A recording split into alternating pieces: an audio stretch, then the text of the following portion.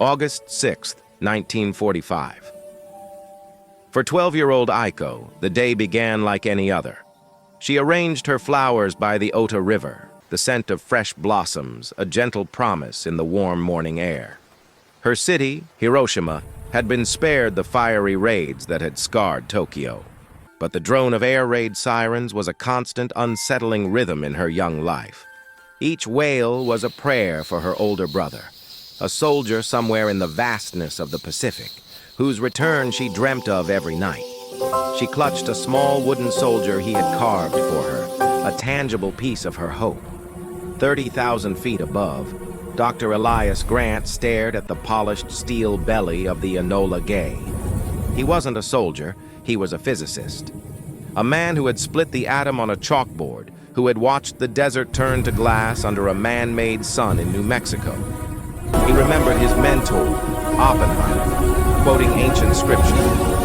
"Now I am become death, the destroyer of worlds." The words, once academic, now felt like a curse etched onto his soul. Prepare for evasive maneuvers. He looked down at the city, a peaceful miniature of life, and a single desperate whisper escaped his lips.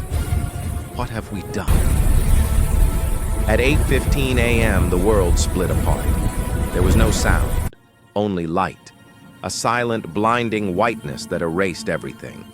Aiko saw her mother reach for her, a gesture of love that dissolved into the searing heat. The sky didn't just light up, it burned.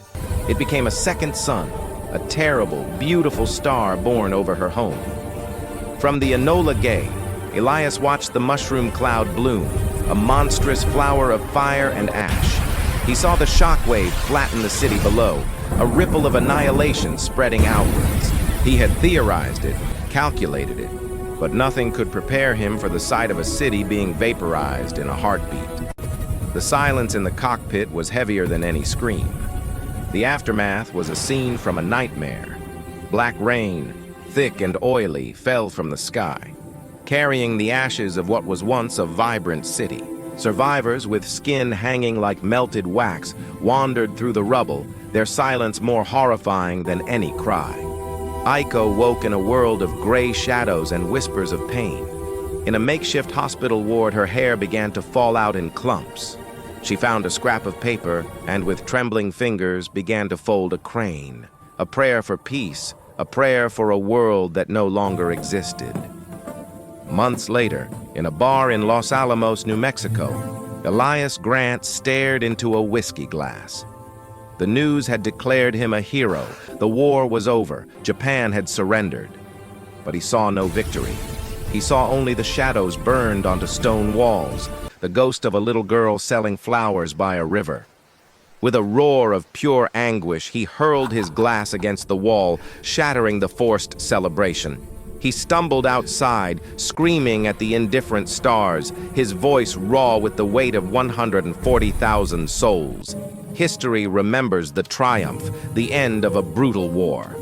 But for those who lived it, and for those who created the means of its end, a single haunting question remained, echoing through the dawn of the nuclear age. Was this the price of peace? Thank you for watching. If this story moved you, please consider subscribing for more deep dives into the pivotal moments that have shaped our world.